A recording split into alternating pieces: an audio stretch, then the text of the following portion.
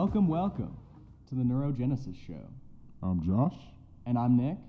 And we have some really interesting discussion for you guys today. We're going to be getting into the Sixth Extinction, the rising cost of college, and then bad faith. Yeah, all very different topics. The first one's obviously catastrophic on a large scale. Second one's catastrophic for a smaller group of people. Yeah, I honestly just feel this one because I just got out. You know, bad faith is a really motivational concept in my opinion. So yeah, we'll give you guys a light at the tunnel at the end of the show. Exactly. So without further ado, we're going to get into the Sixth Extinction. Very, very interesting concept. The Sixth Extinction. What is that, Nick? So the term was coined by Elizabeth Kolbert in her 2014 nonfiction book, The Sixth Extinction in Unnatural History. And she basically explained how there's been 5 major mass extinction events that we know of in the Earth's history. And now we're moving into what's best understood as a 6th mass extinction event. And this time, instead of it being caused by a meteor or the Earth spewing gases in its very, very early stages, we are the meteor. We are the cause of this mass extinction. So we're going to be getting into... So what do you mean we are the meteor? Like, what exactly are we doing? Like, what about my day-to-day activities cause the little fishies and the little bugs and all these other species that just die off? Well, it's not totally happened yet. A lot of it is based on projection and just like the rate that we're going at now. So we understand that by 2050, there's going to be about, 1 million species estimated extinct, which is a very large chunk of our biological biodiversity. That's what I was looking for. Yeah, I actually, I heard a rumor that, okay, not a rumor, but a claim from, the father of sociobiology that suggests that half of Earth's higher life forms would be dead by 2050. Yeah, and so really all of the predictions that we see are very catastrophic. I mean, really anybody who looks into it understands that it's, whether you project on the high or the low end, it's still bad. And so to go back to your question, the things that we are doing that are causing this, first and foremost is climate change. Our concentrations of carbon dioxide have risen over 400 parts per million, which is kind of a point that a lot of climate scientists said this might be like a breaking point where the Earth's atmosphere actually starts to change and we might see irreversible damage. Remaining at 350 parts per million or below is one of the 9 planetary boundaries that scientists have concluded are necessary to keep the Earth hospitable. Yeah, and I actually heard something about, that's kind of a really big deal because, see, if we harm even like the lowest part of the food chain, that still negatively affects us, right? Absolutely. Yeah, apparently something about oxygen is affected by killing off a certain member of the food chain. Yeah, so if for instance, ultraviolet light became more prevalent, which it is already becoming more prevalent, to the point where it could perhaps start killing the plankton in the oceans, that would lead to pretty devastating consequences, that including, they make a third of the oxygen. Like the oxygen content of the Earth could just drop significantly. And there's really a lot of other unforeseen consequences. I mean, if you take out the lowest guys on the food chain, we like to think of ourselves as kind of detached from the entire system, but we're very much not. Yeah, and oddly enough, we have this thing for hunting apex predators. Yeah, I mean, why do you think that is? Maybe because we think that we're the apex predator. I mean, we are, aren't we? We're totally the apex predator. Yeah, I actually remember when I was looking up the Sixth Extinction myself that we were considered a global super predator considered among all the Earth species just because of so many that we were taking out. Like, I actually remember reading a study Just studying snails that suggested that 7% of species have already been dead by 2015. Yeah. Some of the other things we're doing that are influencing this and contributing to extinctions and are going over the planetary boundaries: ocean acidification, ozone depletion, deforestation, loss of biodiversity, dumping of pollutants, radioactive materials, microplastics. I think we're good in two of those categories now. I see two of those categories with the green light that suggests that we might not be doing so bad, right? Well, one of them is freshwater use, and it says that they've decided we can use up to 4,000 cubic kilometers of fresh water a year as a species, and we're well under that still. So that actually seems to be a good thing. But that's about it. The other thing that's considered green still is ocean acidification, but it's continuing to not be a problem, is reliant on carbon dioxide levels in the atmosphere remaining below 350 parts per million, which I explained earlier, they're over 400. So we're going to see the oceans become more and more acidic, and some scientists say it's going to be up to a third of the life in the ocean will be dead by 2050. So the two categories we're good in, ocean acidification and water use. Yeah, so ocean acidification is only temporary. This problem is we're only going to realistically be after that threshold after a certain point. And use does not equal distribution in terms of the fresh water. So, yeah, there really isn't much good news here. Yeah, I would agree. Well, let's rewind it a little bit and talk about just extinction as a concept in general. Yeah, who came up with that idea? It was a guy named Georges Cuvier. He hypothesized that some fossils that they had discovered actually belonged to lost species as opposed to ones that were yet to be discovered.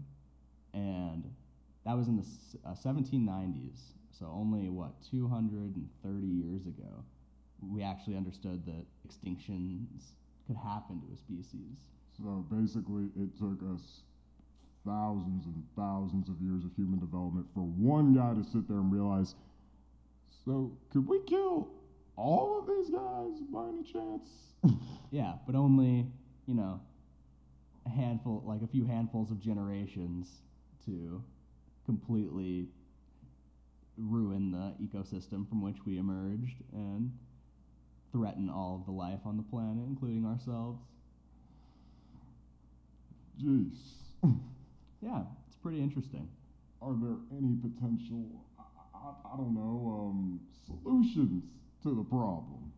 Are there any ways that we could possibly reverse the damage we've done? And, you know what I mean? I hope so. I've read some things about technologies that are being created and worked on to take carbon dioxide out of the atmosphere and to take, say, plastics out of the ocean. Maybe they could make the ocean less acidic. That seems kind of unlikely. It seems like a big project. I think that, the best thing that we could do, though, is transition to green energy and stop using fossil fuels right now. It really is an emergency. Definitely. I actually remember hearing you comparing this to a World War II scale emergency, and you attributed that to Bernie Sanders and the Green Party during the 2016 election. Yeah, they were both proponents of that, and that absolutely is the correct way to go. It is the biggest threat that we face. It's inarguably more of a threat in a way than World War II. I mean, World War II is very dangerous. Yeah, lots of bad things going on, lots of crazy international politics at play. But was World War II a threat of destroying perhaps all life on the planet by irreversibly changing the ecosystem? I mean, yeah, it just seems like we gotta have to get out of the mindset of the Industrial Revolution, honestly, and get out of those old, obsolete uses of manufacturing goods. Yeah, absolutely. That is what led us down the rabbit hole. Why have we been able to do it in 230 years? Oh, because that 230 years pretty much coincides exactly with the start of the Industrial Revolution. Yeah, where we didn't even think that we could destroy the planet. Yeah, and we didn't think we could destroy the planet for a long time. I mean, Darwin, he theorized that maybe a species will go extinct over a really long period of time, but catastrophic change, no, we're not going to see that. We're not actually going to see a lot of species go extinct. And we now know that that's just totally wrong. A lot of times when a species go extinct, it's not because natural selection and the environment dictates that you're just not a good enough life form to continue to survive. I mean, that is kind of what happens, but a lot of time it's not just through slow progressive change. A lot of the time it's through very, very rapid, chaotic change. Yeah, and literally just managing to destroy so much of the ozone layer in just a short time span, it could be considered one of these radical changes. Yeah. Probably should have mentioned this before, but a mass extinction is defined as an event in which greater than 50% of the Earth's species go extinct.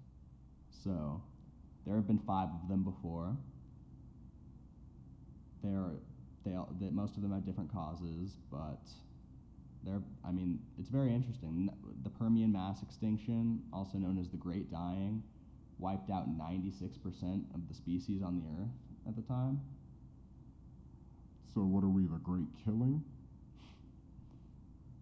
Perhaps. And then there's the 5th one, the Cretaceous Tertiary, which is probably the most famous. It was the asteroid that killed the dinosaurs. Yeah. And, every species that's alive today has ancestry that survived these mass extinctions. Not for long. Not for long. But now we're in the 6th extinction, and this time we are the asteroid. And we're an ecological threat. We will probably have extincted at 50% or more of the higher life forms by 2100 if we don't kind of turn our ways around. Literally just a global purge is what it seems like. Yeah. It seems like the only solution, honestly, is to just make these changes now.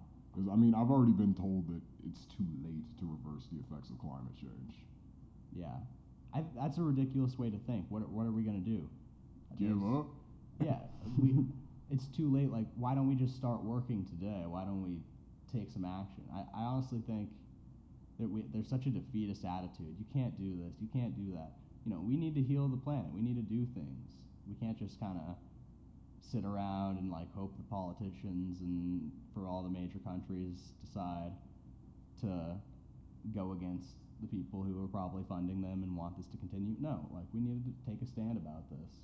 This is the biggest threat that we face as a species, as a planet. And we also need to take action against arguably a larger agent than the individual, which are the mega corporations that are honestly probably doing worse to the environment than me doing my day-to-day activities. Yeah, there are lots of good people out there who want to see this turn around, who recycle and do little things in their lives, like use less water and just things that they think can help, but it doesn't help enough. The individuals can't do enough just on their own in their daily lives. It requires organizations. It requires institutions that actually function for a purpose of helping the environment. Yeah, I would argue that a majority of the waste doesn't even come from the individuals. Yeah.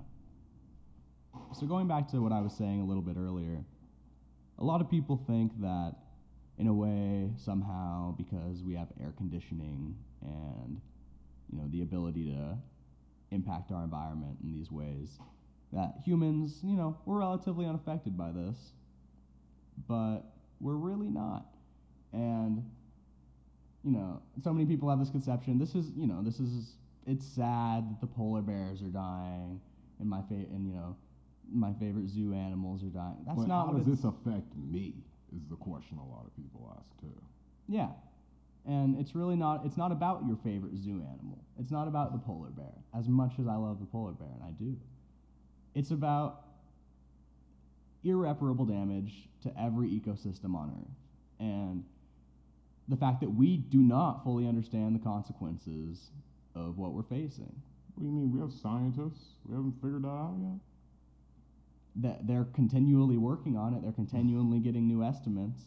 But all it takes is one missed variable of, boom, one thing's gone in a certain food chain, and it sets off a chain of events that leads to many, many extinctions eventually it comes back to us. We're at the top, so we're probably the last to see to face the fire, but it will eventually come for us. I mean, does Django ring any bells for you? Django Unchained? No, like the actual block game. Oh, Jenga. You just pull the block at the bottom and... Yeah, pretty much. And so we can't view ourselves as transcendental of nature when in reality we're a part of nature, we're a part of the food chain. You can't take out the organisms at the bottom and the middle of the food chain and just hope that, oh, everything will work out, no problem, that we're destroying their environment, their habitat, their ability to live. Yeah, and honestly, people are over here thinking that there will be technological solutions. Some people think, oh, maybe we'll move to Mars to get away from the effects of destroying the Earth. We'll just move to another planet and then tear that shit up too. Yeah, no, that's like my least favorite. I do hope that, in a way, terraforming Mars gives us more insight as to how amazing the ecosystems on Earth really are. Yeah, because I actually remember hearing this in class. One of the reasons people advocated for space exploration was to give a better insight as to how to take care of your own planet.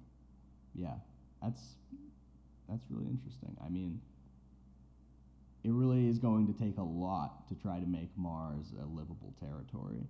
So if we spend that much effort into trying to create an atmosphere and an ecosystem on Mars, then how could we just so obviously and blatantly disrespect our atmosphere and ecosystem back here? It doesn't really trying to say Elon Musk is lying because he said 15, 20 years. Until everything we could colonize Mars. Who knows what that means though? You can have a dome that has oxygen or something. I mean, that still seems pretty out there.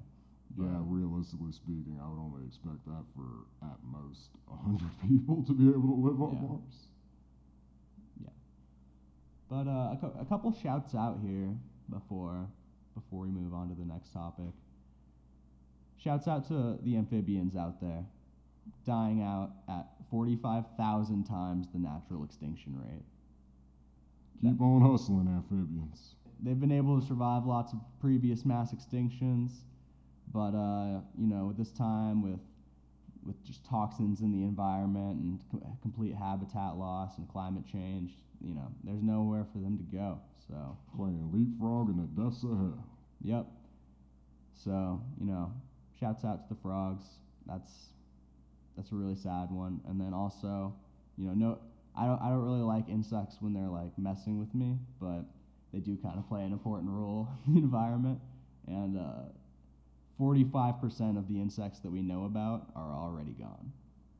I couldn't imagine that many bugs would have landed on that many hot dogs, so I can't justify that one. Yeah. Yeah, no, I don't think they're going extinct from people swatting them. We'd be giving ourselves a little bit too much credit there. Yeah, otherwise I'd be giving your cat too much credit. He'd be helping me kill flies in here.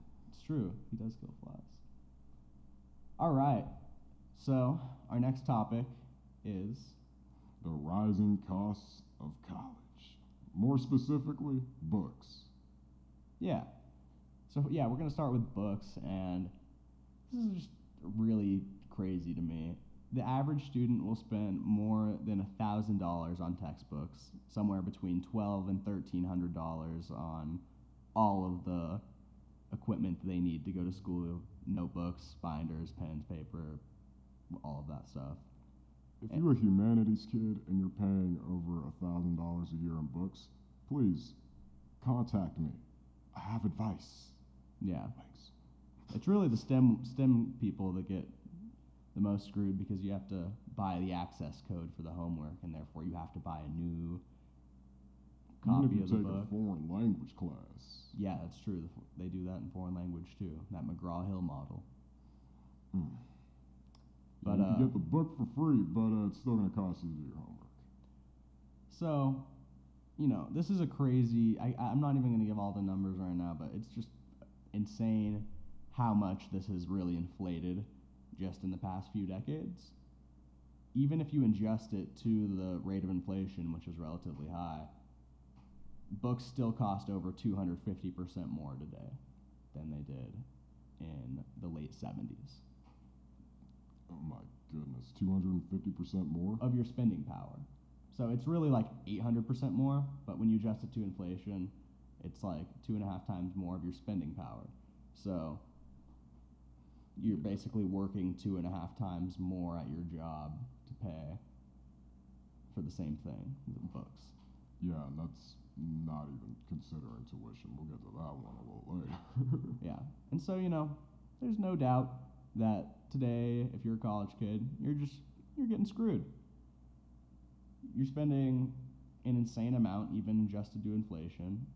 And so it leads you to ask the question, why is this happening?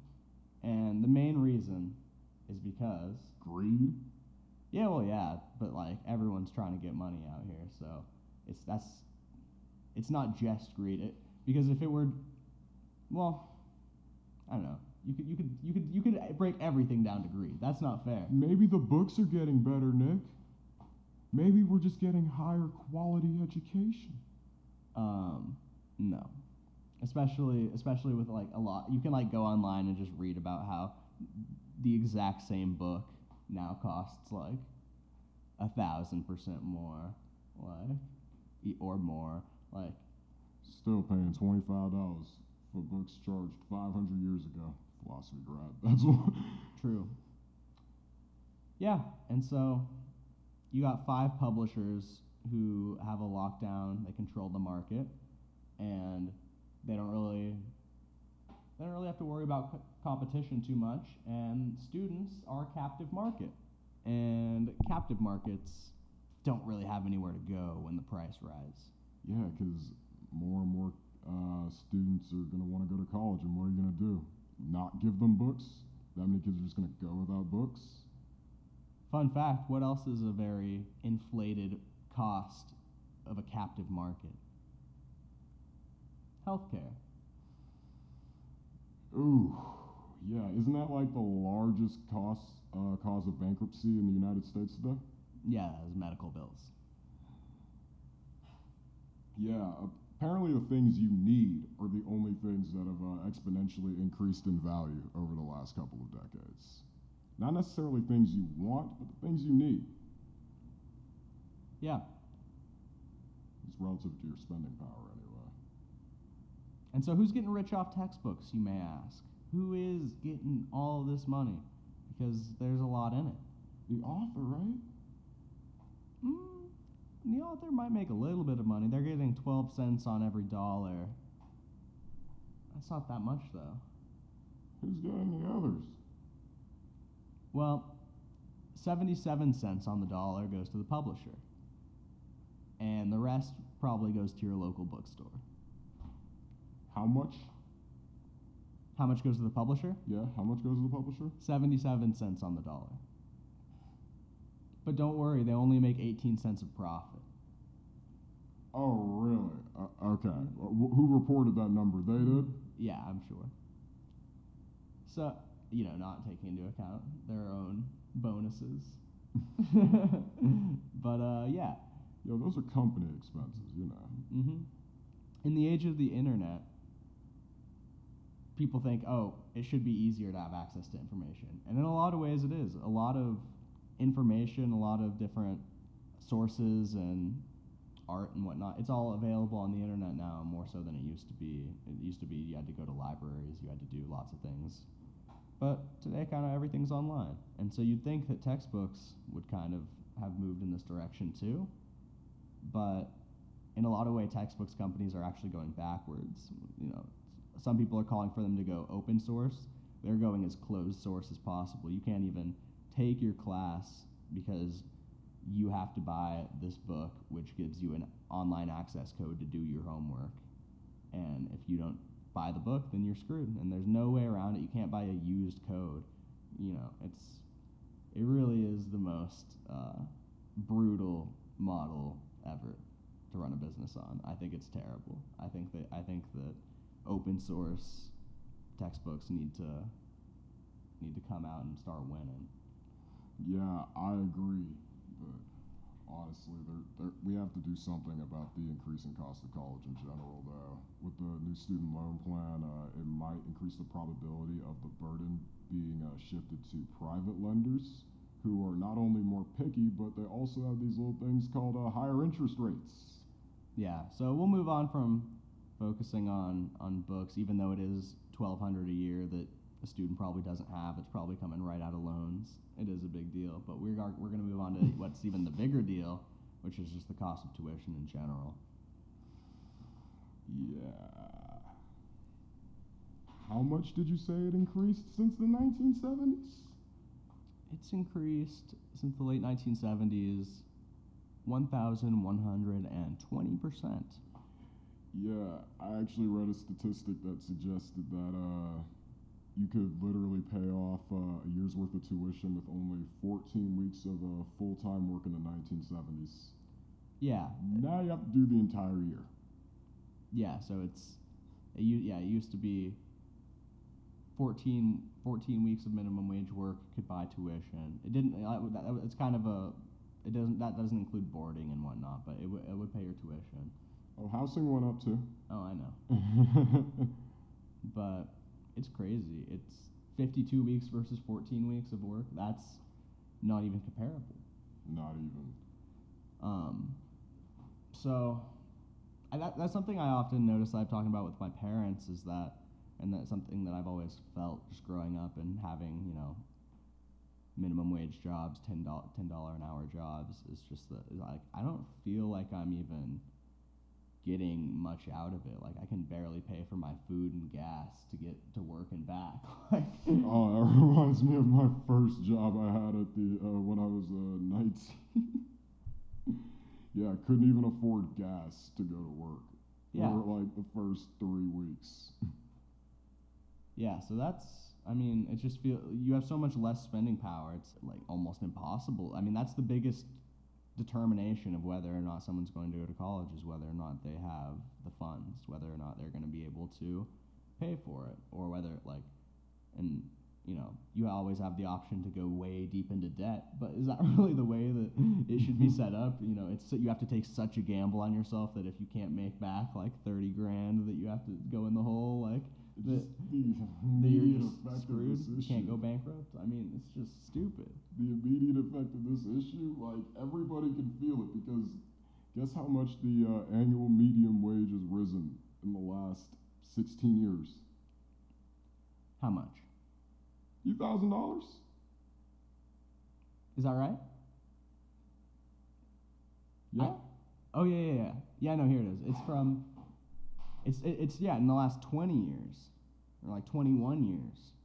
Oh, it's worse than I thought. It's only increase. Yeah, no, in the last, if you only take 16 years, if you go from like 96 to 2012, it decreased. What? Yeah. It went from 53,400 to 52,666. So everyone's making less money, but everything's that you need is 3 times as high. Yeah. On average. Pretty much. And during that time, from 96 to 2015, in-state tuition went up 300% just in those 20 years. And that's like, in-state tuition. That's the in-state. best deal you can realistically get most of the time, unless you were lucky enough to get a scholarship. Yep. And so, here's a little funny statistic. If over the past 3 decades, car prices had risen as fast as tuition. Just the average new car, like a Honda Civic or something, would cost more than $80,000. $80,000? Yep. What? Yeah, but new cars haven't inflated, and tuition and textbooks have. Yeah, so the things that are most promoted in commercials, like how many commercials do you realistically see on television that say, go to college? But you see so many commercials for cars and consumer cars, and apparently the costs have remained flat. But the thing you're told the most you need at home on a personal level, went sky high in value. Yeah, if you look at a graph at how things have inflated over the past 20 years, the things that have remained steady or even gone down are all kind of lavish things. New cars, household furnishings, clothing, cell phone service, I guess really isn't, but toys. And then when you look at what's gone up a lot, it's always things that you don't have any choice in whether or not you're paying for these things. These are fixed expenses: housing, food and beverage, healthcare, childcare, and college. And obviously you can avoid going to college, but that just like caps your earning potential in a lot of ways. I mean, most of the time. Yeah, and then that increase in all of those other categories feel more painful in a lot of cases. Yeah, exactly. It's really interesting, though, why is tuition so high? When you look at it, really the best explanation is that the ready availability of federal student aid has meant that they've recognized that students are willing to take out more and more, and so they're willing to charge more and more. Basically, if you can charge them, why don't you? Exactly. If I can keep increasing the tuition and continue to get aid, they'll continue to be able to come. We'll be able to make more. Exactly, because then they have to borrow more federal loans. Yep. To pay for the increasing costs. So then the burden is shifted onto another entity. So I don't know. I feel like that's an area where the right wingers are kind of totally right. They're just like, the federal government's getting too involved, and they're right. They're really right. Yeah, but you want to be careful though, because you don't want to do what the new student loan plan is doing and switching the burden of loans from the federal government to private lenders, would you? Because that's the new plan under Trump's student loan program. Yeah, I don't know. I don't know exactly how I would go about fixing it. Yeah, I wouldn't say that we go and give. Yeah, I wouldn't say go and let it be up to some private company to loan it to you, because they're going to be even more brutal than the government. So, I'm not saying that go with their plan, but their criticism is at least right, that the federal government's involvement in making sure that kids go to college has allowed colleges to be more and more greedy with the amount of tuition that they take. Well, how would you say that in response to the tuition-free college idea proposed by the left, or at least the Bernie-crats, so to speak, the social democrats? How would I say what to them? What would you say if you were taking the premise that the federal government is getting too involved, what would you say to the idea of a tuition-free public college proposal? I think that's a better involvement. That's a better form of involvement than driving up the cost of college. That's doing the opposite. It's like, if you're going to get involved, make it better, not worse. I don't have a completely negative view of government where they're always going to get everything wrong. No, you can implement good plans through government, hire good people, make sure it's carried out. We can, as a society, decide to assess what we need and allocate our funds to what we want. So I do think that that's something that could work. Yeah, it would have to be done right, but I do think that, and we need to build more schools too. Definitely. We build way more new prisons than we do new schools. Oddly enough, I hear that some of the prestigious schools usually associated with the public or private Ivies, are heavily invested in the private prisons. Yeah. Yeah. And 18 states where taxpayers spend more than incarceration than higher education now exist. So we got, and they're all pretty big. We got California, New York, Virginia, Pennsylvania, Michigan, Florida, Colorado, We don't do Washington, that, do Oregon, and our dear home, Nevada. Oh, so we do that. Yeah, Okay. we do spend more money on incarceration than on higher education. Yeah, and sadly enough, some of these schools that you would associate with liberal thought, like UC Berkeley and Columbia University, are among the examples of schools invested in private prison corporations. Yeah, I mean, certainly probably the most immoral investment I could think of, but also a very safe one, monetarily speaking. These days. I mean, I've read an investment plan by a private prison, or like a pitch to investors by a private prison, and it was the most savage thing I've ever read. They were bragging about how they were like, "Hey investors, are you worried that maybe, just maybe, we're going to cure and rehabilitate the people who come to our prison and then send them back into the world to have a productive life, and then maybe we won't be able to make money off of them anymore? Well, don't worry. Look at our recidivism rates. They are so high. Anyone that comes through this prison is coming right back." Like, wow, they don't even talk about sales or return. They talk about recidivism rates. yeah, exactly. They're trying to get their recidivism rates max. They want everyone in prison. I don't want to go through the details of that business plan. So that's savage. We got to stop doing that too. We're kind of getting tangential, but we got to stop with the private prisons. Indeed. What else do we got here? We got the potential plan introduced by like the Greens this year of student debt cancellation, which I thought was an intriguing concept. It's actually not just attributed to them. There are a number of economists who think that this would be a good, like a stimulus package that would actually work, unlike the one that we, when we came up with hundreds of billions of dollars for the banks. Yeah, I would have assumed that my life matters as much as a bank. No, wrong. You're not too big to fail, man. You fail, you fall through the cracks. How do no you one know? cares. I'm just saying, like, if you fail, like, the government's not going to be there with $100 billion ready to pat you on the back. Just saying. But student debt cancellation is the idea that we should. This obviously would probably have to go along with getting rid of the student debt problem in general, probably with free higher education, at least for undergraduate. But student debt cancellation would essentially take out all of the current student debt that's held by people, basically by introducing new money to the economy the same way that we bailed out the banks.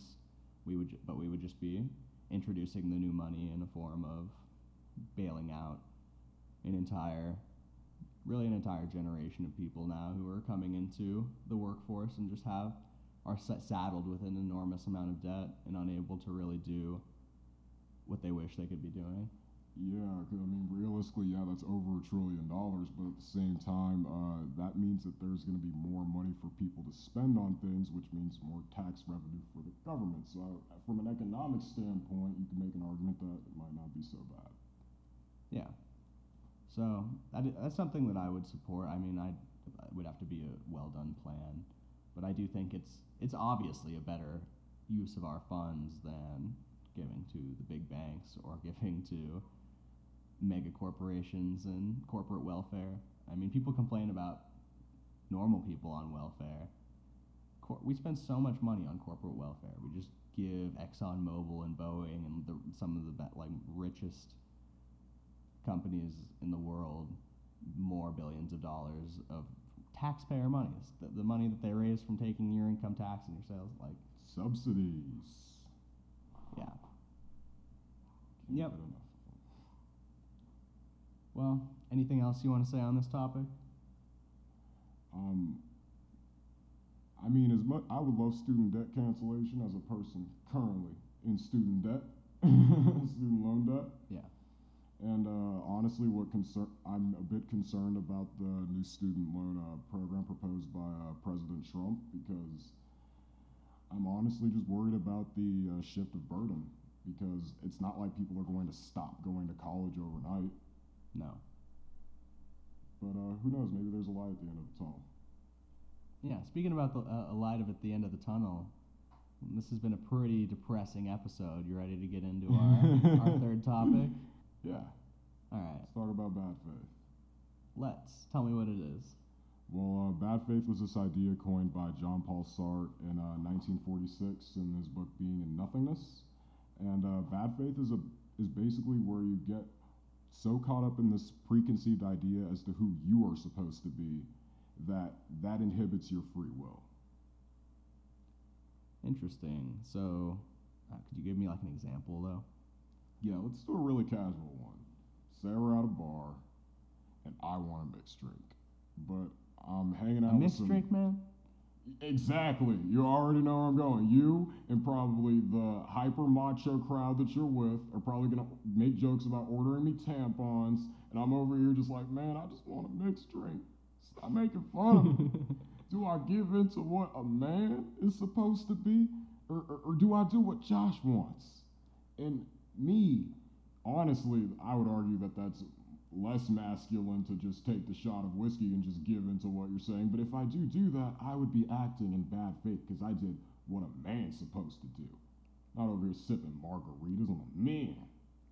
So yeah, if you have the idea, if you give into the idea that and the ideal man, takes the shot of whiskey and does it instead of having the sugary mixed drink.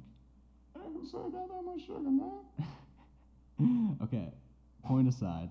So having that idea of like, this would be the ideal Josh if I was like more macho, like that's the bad faith. Yes, me trying to be what a man is supposed to be is an act of bad faith, because I'm forgetting what Josh wants. Sartre has this example in his book where he's talking about this guy named Dave, and he just gets this new job at this cafe, and he wants to be the best waiter he can be. So instead of being Dave, he has this grandiose idea as to what a waiter's supposed to be. The dude's like carrying 9 plates around. He's like having these big, super large, booming eyes when he's staring into a customer. Like, it's creepy, man. And that's because he's trying to be a waiter. That is what a waiter is supposed to be. I see. He's forgetting that he's just a human acting in this way, putting on a uniform and walking around with dishes and trying to serve people and just be Dave. And he's just like, I'm a waiter. Yeah, and realistically, that just gets into Sartre's ideas that no one has a fully developed understanding as to who they are. Like, nobody can be just a full version of themselves, because it's not a coherent idea. You learn about yourself. You learn new things about yourself every day. You're changing every single day, and you're always growing as a person. So there's nothing static about yourself. Yeah. So it seems to me that it's like actually bad faith is pretty important to think about, because I'm thinking about it just now. I think anyone who's honest with themselves, at least people who I know, will probably realize that you act in bad faith a lot. I act in bad faith a lot. I know I do. People have these thoughts like, I was meant for that job. Why didn't I get it? Things like that. Like, it's the idea of thinking of yourself as meant to be a specific type of person in what society expects you to be versus just doing you. Yeah. So, yeah, no, absolutely. But it does seem that there's probably a certain limit. Like, you can't, like, if I'm in an interview for a job I want, I can't just, like, I can't be so me that I'm not being professional. Well, I know you want to bark DMX lines at your potential hiring manager, but I don't think Sartre is advocating for that. I think that sometimes a degree of bad faith is a bit necessary, and I think Sartre would agree too. But to get so caught up in this preconceived idea as to who you are instead of simply being natural and genuine it can really impact your quote unquote freedom. Yeah. So does it means like he means like bad faith is just like it's just like incorrect, right? It's not like immoral. Yeah, it's simply illogical, so to speak, Correct. or incorrect. Yeah. Not necessarily this is morally wrong. You are doing something wrong by acting in bad faith. No. Okay. You're just doing something inconsistent or ingenuine, so to speak. Okay. Yeah, no, this is something you see a lot of. I mean, like, in relationships and Definitely. like even like just friendships and really like whatever you do in your life, whether you're working or you're a student. Yeah, I mean, it gets into two ideas, honestly. One, being afraid to express your emotions, like having to put on a different face for different people, would be a topic relevant to bad faith. Like, I gotta be hard at all times. My friends can't see me soft, sensitive. Yeah, that makes sense. And yeah, another thing is just the idea. My mom was actually telling me that people do change at some point in their lives, and I was honestly a real skeptic of this idea until I read Sartre's perspective, and that actually made me understand what my mom was talking about. So shouts out to you. Yeah, absolutely. Yeah, because, there's all these internal struggles that we deal with, and I would say most people we have this idea of who we're supposed to be, of what we're meant to be, but thinking in those terms, you're always kind of holding yourself back from just being. Yeah, just be the self in the mode of not being it if you ever find yourself in a position where you're acting in bad faith. Yeah. Just chew on that. Leave your preconceived notions of yourself at the door. That'll do it for us in the first episode of the Neurogenesis Show on Modal Podcasts. Thanks for tuning in, everybody. I'm Josh. And I'm Nick. And we'll see you next time, everybody.